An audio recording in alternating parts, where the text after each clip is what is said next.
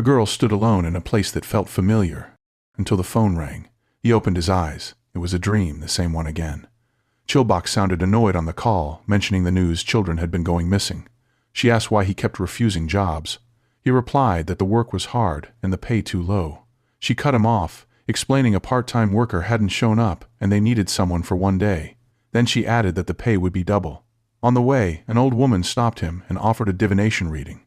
He dismissed it as superstition, but as he turned to leave, she casually said that what he was looking for was hidden in a hole between the roots of a tree. At work, he labored until break, exhaustion catching up to him. A girl from the staff handed him a cold drink. When asked why, as interested, she brushed it off. Work resumed, then stopped. A USB containing a client list had gone missing, and everyone was ordered to search. As he looked down, he noticed strange marks leading toward a tree. Between its roots was a small hole. The woman's words echoed back, "A USB?" Later, he returned to the fortune-telling stall and spoke about the dream, about meeting someone he couldn't remember. She smiled and said he'd been walking around without using his eyes, that he had another pair, eyes that could see the truth. At her words, an old memory flashed through his mind. Startled, he asked her to tell him more. She continued, saying that he will need those eyes to the path he's going to take. He must speak only to those that he could see through those eyes, and that's the truth. She continued, if he wanted to meet the person he dreamt of, he has to stop avoiding his destiny. Then she grabbed his hands, stared at it for a moment, and said, "It's done." He stood there, thoroughly confused. And just like that, back to business, she asked for the payment. He wondered if it was his imagination. "Do you take credit card?" he said. Back home, he opened a drawer and found an old pair of glasses he hadn't touched since an incident. His phone rang again. Chilbok Park thanked him for finding the USB and invited him to dinner. Mid-conversation, she received another call and asked him to look around the gallery while she finished. He wandered among the paintings. One caught his eye, familiar. The drawing looked just like the place from his dream with the girl. Strange, unclear figures lingered within it. Uneasy, he put on the glasses. From behind, Chilbok remarked that he had an eye for art. He turned. Where she stood was a giant sparrow. Frozen, he listened as the figure explained. It once belonged to Manhwa, created for a fairy that could enter drawings and trap those who followed. Some inside were still alive. His gaze dropped to her talons, the same marks near the tree. So it was her. Remembering the old woman's warning, he spoke carefully, saying it must be difficult for her to live among humans. A brief pause followed. She laughed, mistaking him for a demon, and admitted she planned to kill him. Acting calm, Yisun asked about the painting. She replied it was the Orchid Temple, and that the figures were humans she'd collected over time. Then one of them moved. The missing children. The moment he asked how to save them, she realized something was odd. He was human. She slammed him against the painting, forcing him inside it as his consciousness faded. Then the dream flashed. Blue light surged from his hand, a strange marking spread across his skin. Panic filled her eyes. She stumbled back, eyes wide, screaming. "A curse, it'll spread to me." With a twisted snarl of fear, she whirled around and fled into the darkness. He stared at his hand, realizing the fortune-teller had changed him. A memory surfaced, the voice, telling him not to blame himself. He looked up. The children were still inside the painting. Helpless rage surged through him. He punched the wall, and his hand sank into the canvas. He felt warmth, weight. He pulled. A child fell out onto the floor, alive. The news later reported the missing children safely found in a gallery cafe. Relief followed, but unease remained as he noticed the markings on his arm. A headline caught his eye. A missing person. A familiar place. The old woman's face surfaced in his mind. He went back to the alley. It was empty. A shop owner told him no fortune-teller had ever been there. A man clutched his shoulder, running down the corridor. Behind him, a faint chime followed, drawing closer. A voice called out to him. He broke down sobbing as he ran. A girl drifted through the hallway, the soft chime sounding with each step as she called for him. He dove under a table, his hands clawing over his mouth as his jaw trembled. The footsteps stopped, bones snapped. Her neck stretched and twisted violently, her head rotating until her face slammed into his vision. "Found you." She crawled toward him, her smile stretched wider and wider. Then she lunged. Her jaws closed over his face. The scream ripped through the building, loud enough to reach the street. People gathered nearby, gossiping about the scream they'd heard. An old woman called the police to check what had happened. The officers said no one lived there, and that the area was controlled by a redevelopment association, so they couldn't enter. They warned her not to call again, and left. An old man stepped in and warned everyone not to spread rumors about ghosts, saying no one would want to live there. However, the old man didn't know that rumors were already spreading. News articles reported mysterious disappearances. Online comments, eerie photos, and rising numbers all pointed to the same place.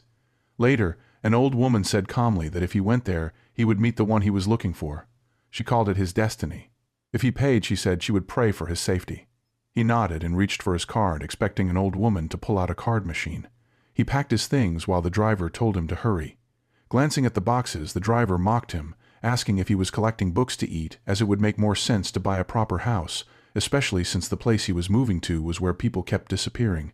Yesen told him not to worry. He wasn't human. He was a book fairy. The truck stopped in front of a large mansion. The driver said the last tenant had fled since the house was haunted and offered him a ride back at a discount. But our MC wasn't scared of ghosts, so he declined. As usual, he handed over his card, like he genuinely thought everyone carried a card machine in their pocket. Unfortunately, the driver didn't accept cards, even if he was a book fairy. As the driver drove away, he muttered that he didn't understand who would live in a place rumored to have ghosts and monsters. The driver glanced back and asked if Yesen really didn't know monsters were said to live there. Yesen froze, his soul briefly considering an early exit. It almost left his body when the landlord called out to him. Yesen asked about the rumors. The owner dismissed them as nonsense. Yesen showed the articles, then asked softly if there was something else besides ghosts. Demon? The man stiffened. Wait, how did you? Yesen's brain stopped responding. The man cut himself off and laughed it away. Yesen thought about leaving, but he'd already moved out and had almost no money left. A few onlookers watched him in silence before dispersing. Can I pay with a card? Before he could finish, the man flung the card out of his hand. It was as if the universe had finally said no to our broke MC. As Yesen unpacked his belongings, an unreasonable number of books, he told himself he could handle ghosts. He paused. The confidence packed itself back into a box. He put on his glasses and searched the house. In the attic, something hung from the ceiling, and his hand began to twitch and itch. He remembered the woman screaming about a curse. For a moment, he considered leaving. Then he tightened his grip on the glasses. Our broke MC insisted he didn't move here just because the rent was cheap. No, the courtyard was nice too, also cheap. He glanced outside. Pitch black, 0 humans. His soul left the chat. Daytime sounds good. A black portal formed on the street, slowly widening. Something was approaching. Something inhuman, and that faint chiming again. Meanwhile, inside, our MC curled up like a terrified armadillo, regretting every life choice. It felt like 4 hours had passed. He checked the clock. 15 minutes. 30 minutes later, he was staring into the fridge like wisdom might appear. He'd rather face a ghost than a demon. Then he heard bells chiming. He rushed upstairs and peeked through the attic window. A whole parade. People, banners, drums. A midnight ritual. He slid his glasses and looked down. Foxes, wolves, horns, demons disguised as humans. He stared, deadpan. A memory flashed. He was small. A demon asked how he could see it, demanding to know if he was a demon too. Yesen gulped. I'm inside, it's safe. Terrified, he convinced himself he just needs to focus. He headed downstairs. A girl was walking along the corridor, inside. Beyond the locked door, his brain blue-screened. He backed away slowly, clutching his glasses like a holy relic. Their eyes met. He turned his face away. Then he heard it, a wet, ripping sound. He looked back. Her neck had stretched unnaturally far, twisted like torn rope, squatting over the parapet rail with a wide, skin-splitting smile aimed right. Yesen ran upstairs in panic, crashing into the wall and struggling to catch his breath. He put on his glasses as the chiming sound drew closer. The demon appeared with its unnaturally stretched neck. It looked like a woman and constantly speaking sir. Confused, Yesen looked around, trying to see who she was talking to. That was when he noticed something near its feet. He couldn't see it clearly. Trying to stay calm, Yesen spoke casually, commenting on her long neck and asking if they had met before. The attempt failed. The demon suddenly lunged, smashing the wall with its head. Yesen barely escaped and ran for the stairs. Before he could reach the stairs, the demon blocked his path, launched her jaw to bite him. He dodges, then struck him with her knee and slammed him to the ground. As he lay pinned, she kept repeating sir, her jaw stretching again as her tongue slid out like. As the demon moved in to devour him, the stick lodged in the ceiling suddenly began to glow. Without warning, it broke free and dropped straight down, striking the demon directly. The impact forced it back, breaking its attack. Yesen froze for a moment. He shoved himself up and ran. He sprinted downstairs. Yesen attempts to escape by running toward the gate. However, just as he is about to open it, he realizes that demons are stationed outside as well. With escape no longer possible, he regrets coming here in the first place. Lacking any other choice, he decides to remain inside and wait until morning. Meanwhile, in a nearby temple, preparations are underway for an upcoming ceremony. A senior figure explains that the girl, Sachin, has been chosen to represent the clan and is expected to become the bride of Lord Jungguan. Lord Jungguan is described as a being who has gained great wisdom by collecting numerous souls. Sachin is instructed to serve by his side and assist him so that his accumulated wisdom may benefit the clan. She is then given an additional instruction, to offer a human to Lord Jungguan for the night. Sachin gazes ahead. There are still 2 days remaining before the ceremony. The full moon approaches, and with it, the ritual draws closer. Yisun tries to call for help, but there is no signal. His phone worked in the morning. It seems calls cannot be made at night. Coming here was a mistake. At worst, he had expected ghosts, never demons. Still, there had been a reason he came. He believed the girl from his dreams might be here. Even if she turned out to be a ghost, he wanted to meet her. That belief led him here. Once he confirmed that the temple was real, he spent months trying to reach this area. The townspeople strongly disliked outsiders, making progress painfully slow. What he never imagined was that the place would be infested with demons. Then he realizes something. His glasses are missing. Panic sets in. Unsure of what to do, he makes his way into the attic and carefully scans the area. The glasses are there. He picks them up, but in the process, he notices several faintly glowing stone fragments scattered across the floor. Suddenly, a chill runs down his spine. He turns around. Nothing is there. Then he notices a stick embedded in the floor. At that moment, a memory resurfaces. The staff had fallen from the roof earlier and struck a demon that was about to attack him, stopping it just in time. He picks up the staff. At first glance, it looks like nothing more than an ordinary stick. Thinking it useless, he throws it away. The moment it hits the ground, it crashes heavily into the floor. Far heavier than it should be. He picks it up once more, drops it again. Heavy. Very heavy. After the floor nearly files a complaint, Yisun accepts the truth. For now, he decides to keep it. The next morning, Yisun calls the truck driver to pick him up. The driver explains that he has been hired to transport someone else's luggage and won't be available until the day after tomorrow. Before Yisun can finish persuading him, the call is cut off. Suddenly, the real estate agent gasps from behind. Seeing Yisun, he blurts out, "You're still alive." Yisun turns around, clearly irritated. The agent suddenly runs up to Yisun and notices the bruises on his neck. His eyes light up as he asks if Yisun fought a demon. Before Yisun can answer, the agent excitedly begs him to keep living in that house for a long, long time. Yisun calmly says he's moving out tomorrow. The agent immediately offers compensation, 10 million won. Yisun rejects it. The amount is quickly tripled. The agent then adds that there is an Orchid temple up on the hill, deserted for a long time. The agent quietly explains that people have been disappearing in the area for some time. The police avoid drawing attention to it, since the neighborhood is full of abandoned houses and marked for redevelopment. Still, rumors have spread online. Locals, worried about property prices, didn't report the strange incident from last night. That is why the agent came to check the house in the first place. Seeing Yisun alive, he recalls hearing about someone who survived an incident there. Someone just like him. The agent adds that the survivor claimed to have seen a ghost at the Orchid temple, a woman with long hair, wearing unusual clothes. Yisun immediately reacts. So the agent makes a request. Please go chase the ghost away. Yisun pauses, then asks why he has to do it. The agent insists. Yisun refuses. Eventually, the agent walks off as if he agreed. The description lingers in his mind. Long hair. A woman. He sighs and mutters to himself, wondering what exactly he's supposed to do next. That night, he had planned to leave immediately. But now it's already night. He will have to wait until morning. He lies down, then sits up. Lies down again. Sits up again. He does it for 100 times.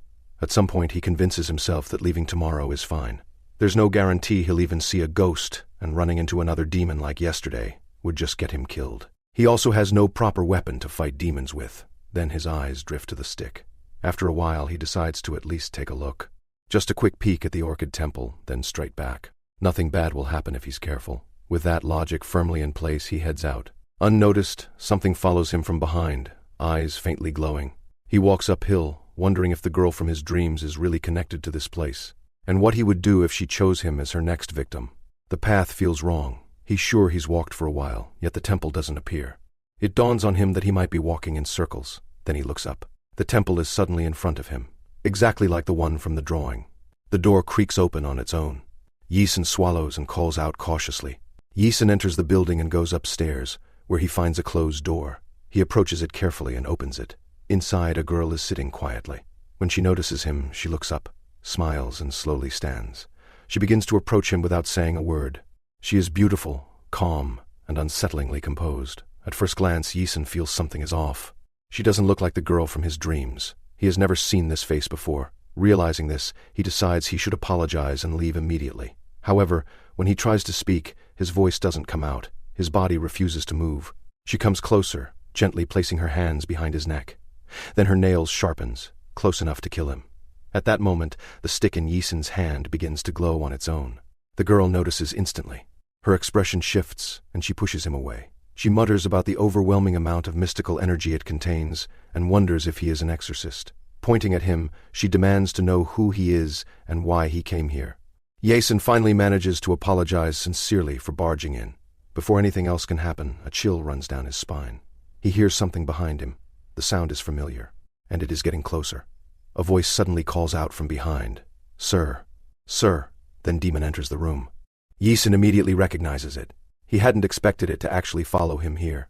Realizing what happened, he apologizes, admitting that he must have led it to this place and would take responsibility. She clearly hadn't expected that. From her perspective, nothing about this makes sense. He isn't here to exorcise her. However, the demon begins chasing Yisun through the room. The girl watches in confusion as he swings the stick wildly, completely unskilled. Each swing misses. The demon dodges easily. Yisun stumbles and falls. From her perspective, the situation makes no sense. He's terrible with a weapon. That isn't swordsmanship. That isn't exorcism either. She watches, baffled, wondering how someone who clearly isn't an exorcist ended up wielding something so dangerous. Then, the demon suddenly lunges toward the girl. She remains completely unfazed. Before the attack reaches her, Yisun jumps in front and blocks it. The demon grabs his face and squeezes hard, panic setting in instantly. Acting on instinct, Yisun swings the stick. This time it slices through the demon's hand. Yisun freezes, suddenly gripped by fear, not from the demon but from a completely different concern. A strange thought crosses his mind about whether injuring a demon would still count as self-defense in the eyes of the law. The girl looks at him in confusion. She clearly has no idea what he is talking about and tells him to focus on the situation in front of him instead. The demon's severed hand vanishes into thin air. Moments later, it regenerates as if nothing happened. Yisun stares, confused. Before he can react, a faint glow begins to spread across the demon's body. Something is changing. The girl's form starts to transform, her outline warping unnaturally. Hair erupts across her body, thick and coarse. Her shape grows more distorted, more bestial. Yisun can only stare in terror as the demon completes its transformation into something far more monstrous and big. She then explains calmly that demons do not actually enlarge their bodies. What they are seeing is not a true physical transformation, but an illusion formed from dense mystical energy. She explains that attacking the illusion itself won't harm the demon. The real body is hidden somewhere inside it, and that is what needs to be found. Until then, no matter how much damage the illusion takes, the demon will remain unharmed. The girl asks Yisun if he knows how to fight. He admits that he doesn't. She stares at him and asks why he's holding a sword if he can't even use it. Yisun only then realizes that the stick he's been carrying is actually a sword. She asks bluntly if he came here just to die. Yisun denies it and explains that he didn't know the place was this dangerous. That only makes her more confused. She asks what gave him the confidence to come here at all. Yisun answers honestly. There is someone he wants to find. Before she can react, the demon attacks from behind. She pushes Yisun aside to help him dodge, and they both fall. She points out that he's powerless, and that even if he finds that person, he'll likely die with them. Yisun admits she's right. He explains that after surviving a serious accident, he realized the only thing he truly regretted was never meeting that person. He wants to meet them once, even if it costs his life. The girl grows serious. Yisun apologizes for the situation and says surviving comes first. Finding the demon's real body will be difficult, and escaping alone would already be a success. She stops him, pulls a glowing hairpin from her hair, and turns it into a sword. She agrees to cooperate. Yisun can't help thinking it looks like a laser sword. The girl tells him she will buy time and warns him to be careful. As the demon attacks, she dodges smoothly, her movements light and precise. She leaps, grips on the roof using her feet, and launches herself forward, piercing straight through the demon's shoulder. Yisun watches in disbelief. The girl reminds him that this won't be enough. The shoulder regenerates almost instantly. She explains that the demon cannot be defeated unless its main body is destroyed. Yisun focuses, trying to remember what he saw before. Suddenly it clicks. The previous night, while wearing his glasses, he noticed something near the demon's feet. He puts the glasses on again and starts observing carefully, while the girl continues fighting, dodging and striking to keep the demon occupied. He can now see it, a faint blue object shifting position near the demon's lower body. As he moves closer, the object relocates upward, toward the chest. It's moving. Before he can strike, the demon reacts. The girl swings again, but this time the demon grabs her by the hair and restrains her. She struggles as it tries to swallow her whole. Yisun prepares to intervene, but something strange happens. From within the demon's mass, a face emerges, the girl's face crying. The shock is enough for him to hesitate. The demon then strikes Yisun hard in the stomach, sending him flying. He crashes to the ground, coughing from the pain. His grip loosens, and the sword slips from his hand. The demon lunges toward him again. Just before the attack lands, the sword moves on its own, flying back and blocking the strike. Yisun stares in shock as the weapon begins attacking the demon independently. At the same time, the girl breaks free from its grip and regains her footing. The girl stares as the staff moves on its own, attacking the demon without any command. Yisun can only watch in disbelief. He had assumed he was just lucky when the staff first moved on its own, but now that explanation feels wrong. The staff suddenly turns toward him. For a moment, Yisun freezes, unsettled by the feeling that it's approaching him deliberately.